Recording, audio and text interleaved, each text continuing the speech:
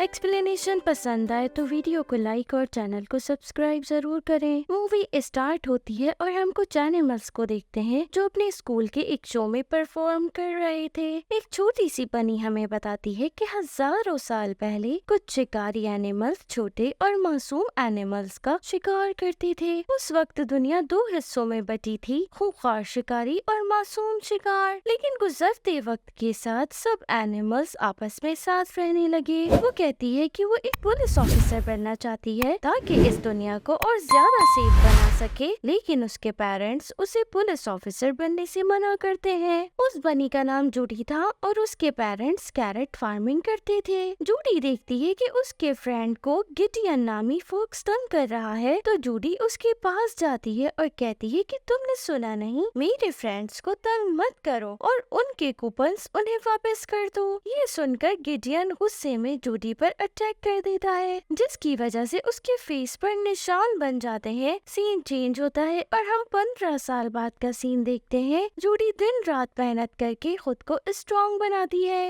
और at last हर test pass करके वो पुलिस ऑफिसर बन जाती है। सिटी के मेयर लाइनहार्ट जूडी को पुलिस एकेडमी की पहली फीमेल ग्रेजुएट ऑफिसर बनने पर उसे कॉन्ग्रेचुलेट करते हैं। वहाँ हम मेयर की असिस्टेंट बेलवेदर को भी देखते हैं, जो एक छोटी सी शीप थी। वो जूडी को कॉन्ग्रेचुलेट करती है और कहती है कि हम छोटे एनिमल्स के लिए ये बहुत ही प्राउड का दिन है। फिर मेयर उसके साथ कुछ पिक्स बनवाते हैं। सीन चेंज होता है और हम स्टेशन पर जूडी और उसकी फैमिली को देखते हैं। वो अपने पेरेंट्स को गुड बाय कहकर ज़ूटोपिया जाने के लिए ट्रेन में सवार हो जाती है। ज़ूटोपिया पहुंचने के लिए जूडी बहुत एक्साइटेड थी, क्योंकि ज़ूटोपिया एक ऐसी जगह थी जहां सब एनिमल्स आपस में मिलजुल कर रहा करते थे। ना कोई छोटे एनिमल्स का शिकार करता था और ना कोई किसी से डरता था। ज़ूटोपिया पहुंचकर जूडी एक छोटा सा रूम रेंट पर लेती है। नेक्स्ट मॉर्निंग वो तैयार होकर पुलिस स्टेशन पहुंच जाती है। वहां हम पुलिस स्टेशन के चीफ को देखते हैं, जिनका नाम बोको था। वो सब पुलिस ऑफिसर्स को ब्रीफिंग देते हुए बताते हैं 14 मैमल्स के लापता होने के केस दर्ज हुए हैं और वो सब शिकारी थे। फिर वो सब की टीम्स बनाकर उन्हें लापता मैमल्स को ढूंढने की ड्यूटी देते हैं, लेकिन जूडी को पार्किंग के चालान की ड्यूटी मिलती है। वो लापता मैमल्स को ढूंढने की ड्यूटी करना चाहती थी, लेकिन चीफ बोको उसे कहते हैं कि दिन के 100 चालान काटना तुम्हारे लिए बहुत आसान होगा। जूडी इस काम को चैलेंज की तरह लेती है और दोपहर तक 200 चालान काट देती है।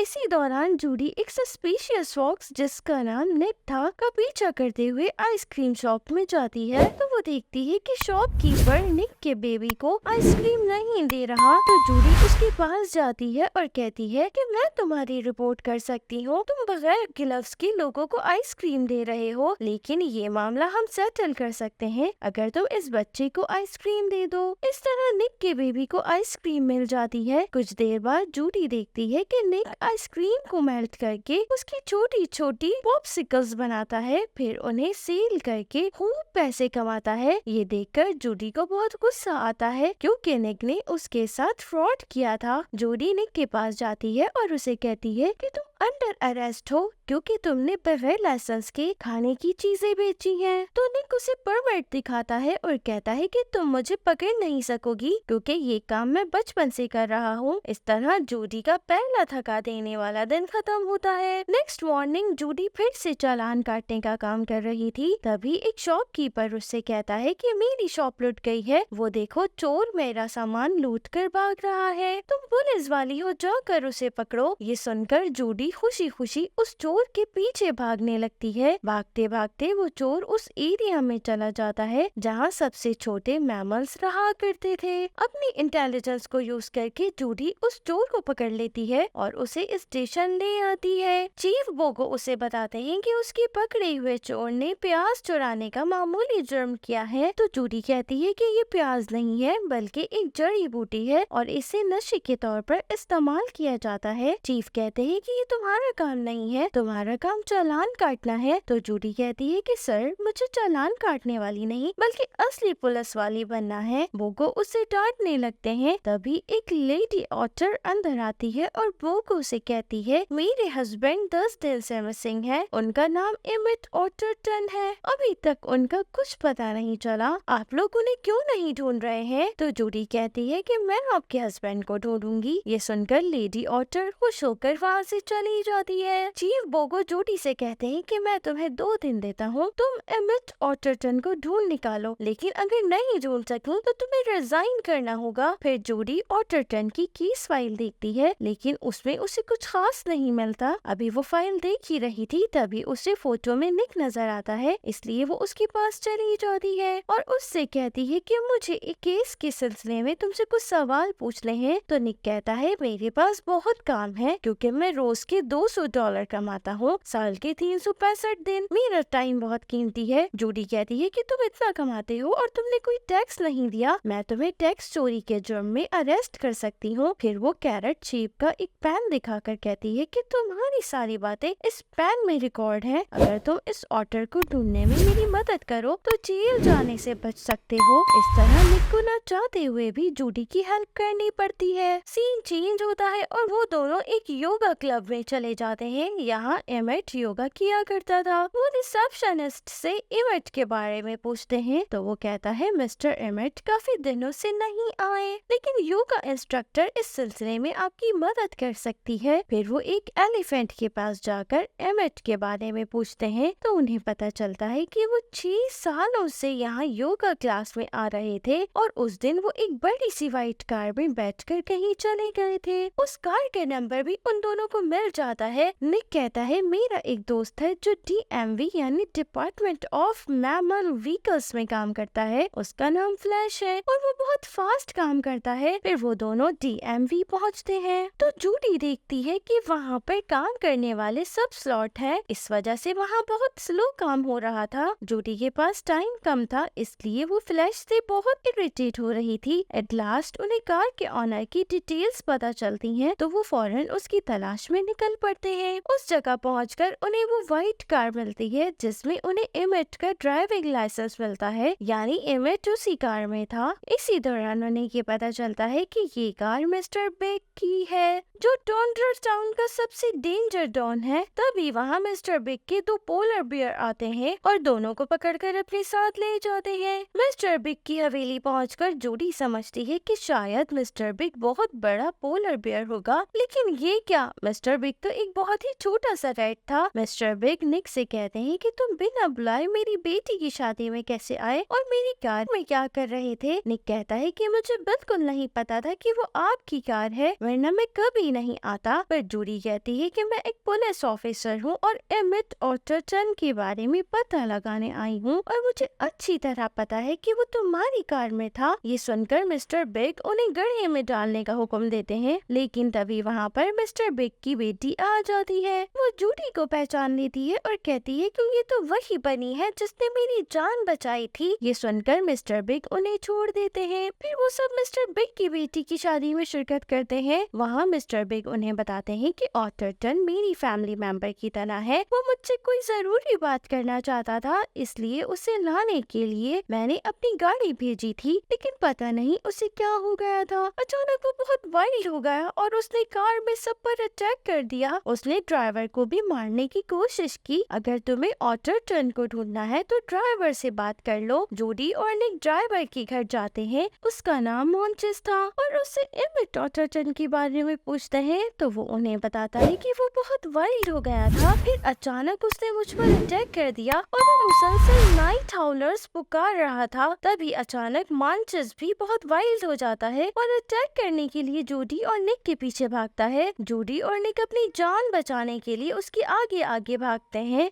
इसी दौरान जूडी पुलिस स्टेशन कॉल करके हेल्प भेजने का कहती है। थोड़ी देर बाद चीफ बोगो अपनी टीम के साथ वहाँ पहुँचते हैं तो जूडी उन्हें उस जगह ले जाती है जहाँ मॉन्चिस को कैद किया था, पर मॉन्चिस वहाँ नहीं था। चीफ बोगो जूडी पर यकीन नहीं करते और कहते हैं कि 2 दिन में ऑटरटन को ढूंढो या रिजाइन कर दो, यही तय हुआ था ना, लेकिन तुम इसमें फेल हो गई हो, अपना बैज वापस कर दो। लेकिन निक कहता है वो आपको अपना अपना बैज नहीं देगी? जो काम आप लोगों से 2 हफ्ते में नहीं हो सका वो ये 2 दिन में कैसे कर सकती है? हमारे पास अब भी 10 घंटे बचे हैं और ऑचरटन को ढूंढने के लिए इतना टाइम काफी है। ये कहकर वो जूडी को वहाँ से लेकर चला जाता है। लेफ्ट चेयर पर सफर के दौरान निक को एक आइडिया आता है और वो कहता है कि मांचेस के साथ जो भी हुआ होगा वो उन सीसीटीवी कैमरास ने रिकॉर्ड किया होगा। हमें उसकी रिकॉर्डिंग चेक करनी चाहिए। इस काम में मेयर की असिस्टेंट बेलवेदर उनकी बहुत मदद करती है। कैमरों की रिकॉर्डिंग से उनको पता चलता है कि 2 वुल्फ मांचेस को पकड़कर क्लिफ साइड नामी बिल्डिंग में ले गए हैं। वहाँ बहुत से वुल्फ पहरा दे रहे थे। जूडी और निक बहुत चालाकी से उस बिल्डिंग में एंटर हो जाते हैं। वहाँ वो देखते हैं कि 14 के 14 मिसिंग मैमल्स वहाँ कैद थे। वहाँ उन्हें मांचेस और ऑटरटन भी मिल जाते हैं। तभी वहाँ पर मेयर आते हैं और एक डॉक्टर से पूछते हैं कि 1 दर्जन से ज्यादा मैमल्स इतने वाइल्ड क्यों हो गए हैं, अभी तक इसका पता क्यों नहीं चला? तो वो डॉक्टर बताती है कि हमें सारा मसला बायोलॉजी का लगता है, क्योंकि सिर्फ वही जानवर वाइल्ड बन रहे हैं जो शिकारी हैं। जूडी अपने फोन में ये सब रिकॉर्ड कर रही थी। तभी उसके पेरेंट्स की कॉल आने लगती है।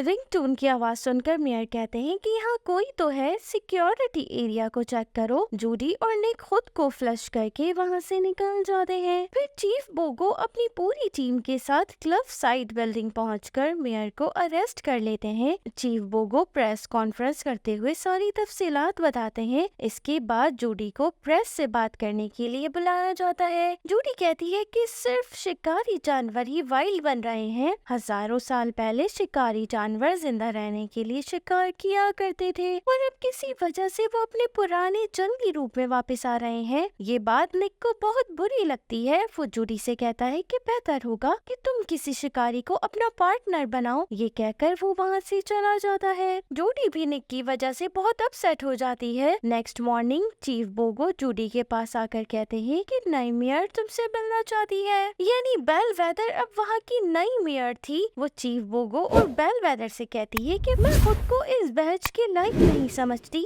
चीफ बोगो और बेलवेदर के समझाने के बावजूद वो जॉब छोड़कर वहाँ से चली जाती है। सीन चेंज होता है और हम देखते हैं कि जूडी अपने पेरेंट्स के साथ फार्मिंग करने लगती है। तभी जूडी के फादर अपने बच्चों को ब्लू फ्लावर्स से दूर रहने का कहते हैं और जूडी को बताते हैं कि इन फ्लावर्स को नाइट हाउलर्स कहते हैं और इन्हें मैं कीड़े मकोड़ों को खेतों से दूर रखने के लिए उगाता हूँ, लेकिन अगर कोई जानवर इन्हें खा ले तो वो बिल्कुल पागल हो जाता है। ये सुनकर जूडी समझ जाती है कि नाइट हाउलर्स का मतलब वुल्व्स नहीं बल्कि ये फ्लावर्स हैं और इन फ्लावर्स की वजह से शिकारी वाइल्ड हो जाते हैं। फिर वो फौरन अपने फादर के ट्रक में बैठकर निक के पास पहुंच जाती है और उसे बताती है कि नाइट हाउलर्स वुल्व्स नहीं बल्कि फ्लावर्स हैं। इन्हें खाकर कोई भी एनिमल वाइल्ड हो जाता है। वो निक से अपने किए की माफी भी मांगती है। फिर वो दोनों उस चोर के पास जाते हैं और उससे पूछते हैं कि उसने वो फ्लावर्स क्यों चुराए थे। पहले तो वो कुछ नहीं बताता, मगर ये उसे मिस्टर बिग के पास ले जाते हैं। वहाँ वो बताता है कि मैंने नाइट हाउलर्स बेचने के लिए चुराया था। डग नाम का एक शिप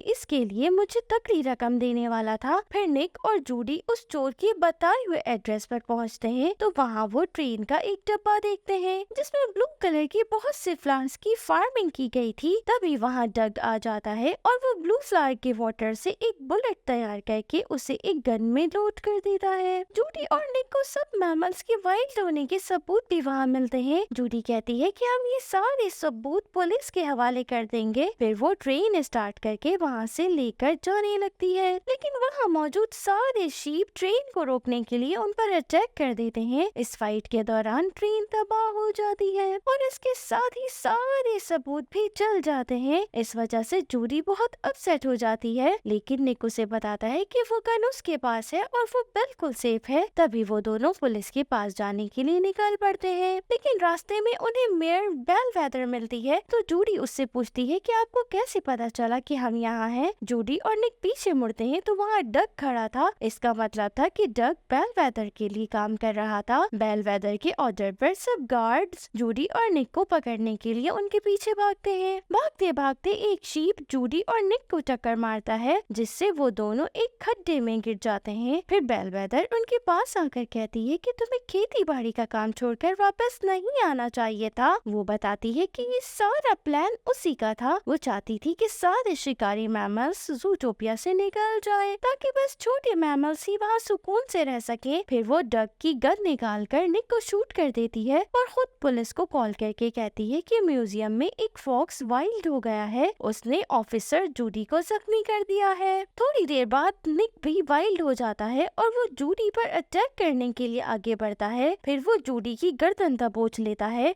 अरे ये क्या, वो दोनों तो एक्टिंग कर रहे थे ताकि बेलवेदर खुद अपनी जबान से सब कुछ कन्फेस करे। जूडी ने उसकी सारी बातें अपने पेन में रिकॉर्ड कर ली थी। जिस गन से निक को शूट किया गया था उसमें नाइट हाउलर्स की बुलेट नहीं बल्कि जूडी के फार्म से लाई हुई बेरी थी। बेलवेदर वहाँ से भागने लगती है लेकिन चीफ बोगो अपनी पूरी टीम के साथ वहाँ पहुँच जाते हैं और बेलवेदर को अरेस्ट कर लिया जाता है। ज़ूटोपिया के पुराने मेयर लाइनहार्ट वापस मेयर बन जाते हैं। वो कहते हैं कि उन्होंने ज़ूटोपिया को बचाने के लिए सब वाइल्ड एनिमल्स को किडनैप किया था और शहर की भलाई के लिए वो ऐसे काम करते रहेंगे। न्यूज में बताया जाता है कि नाइट हाउलर्स का एंटीडोट भी बना दिया गया है, जिसके बाद आहिस्ता आहिस्ता सब इन्फेक्टेड एनिमल्स भी ठीक होने लगते हैं। नेक्स्ट सीन में हम देखते हैं कि निक को भी एक पुलिस ऑफिसर बना दिया जाता है। निक और जूडी एक दूसरे के बहुत अच्छे फ्रेंड्स और पुलिस पार्टनर्स बन चुके थे। फिर चीफ बोगो सबको उनके असाइनमेंट्स देते हैं। फिर वो जूडी और निक से कहते हैं कि पता चला है कि कोई सड़क पर अंधाधुन गाड़ी भगा रहा है, उसे ढूंढो और अरेस्ट करो। फिर ये लोग अपने काम पर निकल पड़ते हैं। रास्ते में उनके सामने से एक कार बहुत ही स्पीड में गुजरती है। वो दोनों उसका पीछा करते हैं तो पता चलता है कि ये फ्लैश है, यानी इतना स्लो एनिमल और ओवर स्पीडिंग कर रहा था। और इसके साथ ही इस ब्यूटीफुल मूवी का एंड हो जाता है। सो फ्रेंड्स, ये थी आज की एक्सप्लेनेशन। आई होप कि आपको पसंद आई होगी। अगर आपको मेरी एक्सप्लेनेशंस पसंद आ रही है तो मेरी वीडियो को लाइक और चैनल को सब्सक्राइब जरूर करें। Okay, tata, bye bye, love you all, thanks for watching.